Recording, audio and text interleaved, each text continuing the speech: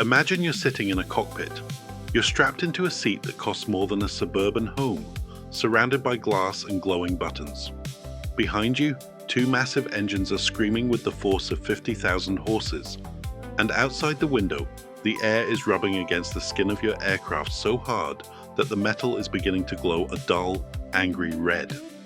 You're traveling at 3 times the speed of sound. At this velocity, the friction of the atmosphere is heating the nose of your plane to 600 degrees Fahrenheit.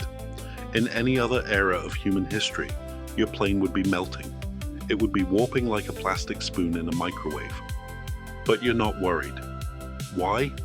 Because you're wrapped in a cocoon of the most miraculous, stubborn and expensive metal humanity has ever pulled from the dirt.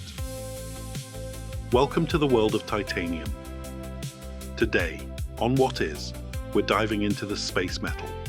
We're looking at where it came from, why the Cold War was basically one big fight over it, and why your hip replacement has more in common with a fighter jet than you think. To understand titanium, we first have to understand the problem with everything else. For the longest time, if you wanted to build something big and strong, you used iron or steel. Steel is great, it's reliable, it's the old faithful of the periodic table. But steel has 2 major flaws. It's heavy and it hates water. It rusts if you even look at it funny. Then there's aluminum. Aluminum is the light, breezy cousin. It's fantastic for soda cans and foil, and it revolutionized early flight because it's a fraction of the weight of steel. But aluminum has a melting point problem. It gets soft when it gets hot. If you try to fly a plane made of aluminum at Mach 3, you're basically flying a giant silver stick of butter. Enter titanium. Element number 22. Titanium is the overachiever of the transition metals. It has the strength of steel, but is 45% lighter. It is twice as strong as aluminum, but only 60% heavier. It's the Goldilocks metal. It's just right. And to top it off, it is virtually immune to corrosion. You can drop a block of titanium into the ocean, come back in 100 years, and it'll look exactly the same. Humans knew titanium existed for over a century before we had any clue what to do with it. It all started in 1791. A British clergyman and amateur geologist named William Gregor was poking around in a stream in Cornwall. He found some curious black sand that looked like gunpowder. He realized there was a new metal inside it, but he couldn't quite isolate it. He called it monaconite, not the catchiest name. A few years later, a German chemist named Martin Heinrich Klaproth found the same stuff in an ore called rutile. Klaproth didn't know about Gregor's discovery at first, but he knew he'd found something powerful. He chose a name that set a very high bar. He named it after the Titans of Greek mythology, the giant immortal precursors to the gods. The name was perfect, but the metal was a nightmare. You see, titanium is a bit of a social butterfly. It loves oxygen, it loves nitrogen, it loves carbon. Whenever you try to heat it up to melt it down, it immediately sucks those elements out of the air and becomes brittle and useless. For over 100 years, titanium was just a laboratory curiosity, a forbidden fruit of metallurgy. It wasn't until the 1930s and 40s that a guy named William Kroll figured out a way to produce it in bulk by using magnesium and a lot of heat in a vacuum. This became the Kroll process. It was expensive, slow, and dangerous. But it worked. And it happened just in time for the world to go completely insane. Before we get to the spy planes and the secret shell companies, we have to look at what aerospace looked like before titanium took over. In the early days of flight, we were basically flying kites with lawnmower engines. We used wood, wire, and canvas. Even in World War II, some of the most successful planes, like the de Havilland Mosquito, were made largely of plywood. But as jet engines appeared, wood burned and aluminum started to reach its limits. The faster a plane goes, the more air it has to push out of the way. This creates friction, which creates heat. By the time we reached the 1950s, engineers were hitting the thermal barrier. If they wanted to go faster, they needed a metal that wouldn't lose its integrity at 500 degrees. They needed the titan. The first real titanium era began in the 1950s. But it wasn't easy. The United States military realized that if they wanted to build the next generation of jets, they needed this stuff by the ton. The problem? Most of the world's high-quality titanium ore was located in the Soviet Union. This leads us to one of the most hilarious and ironic stories in the history of the Cold War: the birth of the SR-71 Blackbird. The SR-71 was designed to be the ultimate spy plane. It flew at 85,000 feet and traveled at Mach 3.2. At those speeds, the skin of the plane would reach 600 degrees Fahrenheit. Aluminum would have melted. Steel would have been too heavy to get off the ground.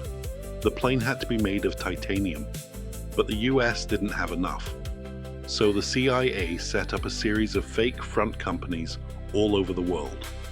These shell companies approached the Soviet Union and said, "Hey, we're looking to buy some titanium for, making pizza ovens and medical equipment. Definitely not for top secret spy planes that will fly over your country." The Soviets, needing the hard currency, sold it to them.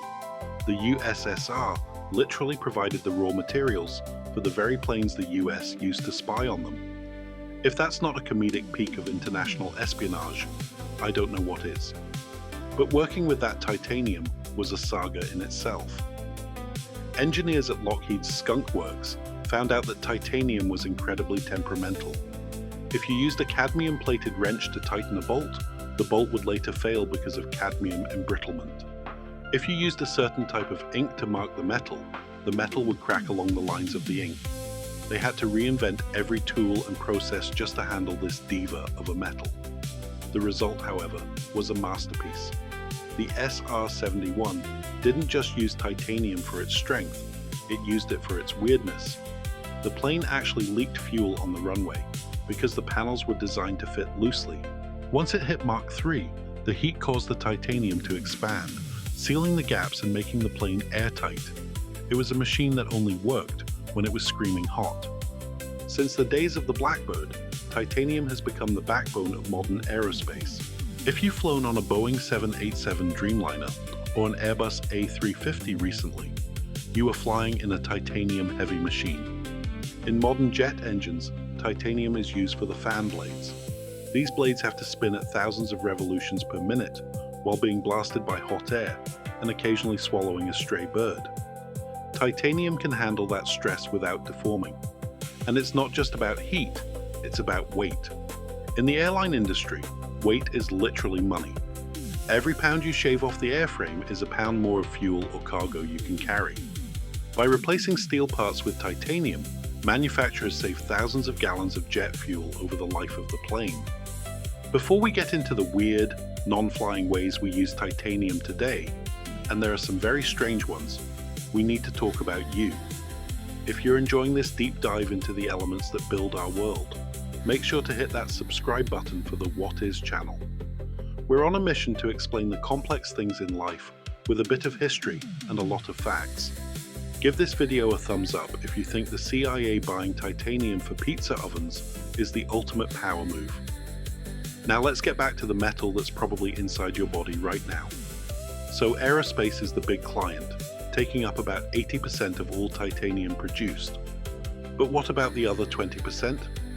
Well, if you've ever had a knee replacement, a hip replacement, or a dental implant, congratulations, you are part cyborg, and your spare parts are made of titanium. Titanium has a property called biocompatibility. Most metals, when put inside the human body, cause the immune system to freak out. They corrode, they cause infections, or the body tries to wall them off. Titanium is different. Because it immediately forms a thin, stable oxide layer on its surface, the human body basically thinks it's part of the furniture. In fact, there's a process called osseointegration. This is a fancy way of saying that human bone will actually grow into and bond with titanium. Your bone cells see titanium and think, "Oh neat, a new neighbor," and they move in. This is why titanium is the gold standard for medical implants. It's strong enough to support your weight and friendly enough to live in your leg for 40 years. Then there's the sports world. In the 1990s, titanium became the ultimate flex for rich hobbyists. Titanium golf clubs, titanium bicycle frames, titanium tennis rackets. Because titanium is so springy and light, it allowed golfers to have much larger club heads without making the club too heavy to swing. This created a larger sweet spot, which basically meant people who were bad at golf could suddenly hit the ball further. It was a revolution in the dad sport industry. But here's a fact that usually blows people's minds. The most common use of titanium isn't in planes, or hips, or golf clubs. It's in your bathroom and your kitchen. Specifically, titanium dioxide. When titanium reacts with oxygen, it creates a white powder that is incredibly bright and opaque. This is the whitest white humanity has ever found. It's used as a pigment in almost everything. Your white house paint? Titanium. The white M on an M and M? Titanium.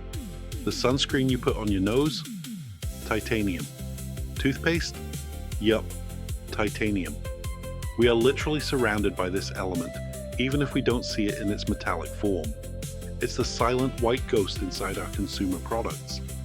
So where is titanium going next? The biggest hurdle for titanium has always been the price. It's not actually rare. It's the 9th most abundant element in the Earth's crust. It's everywhere.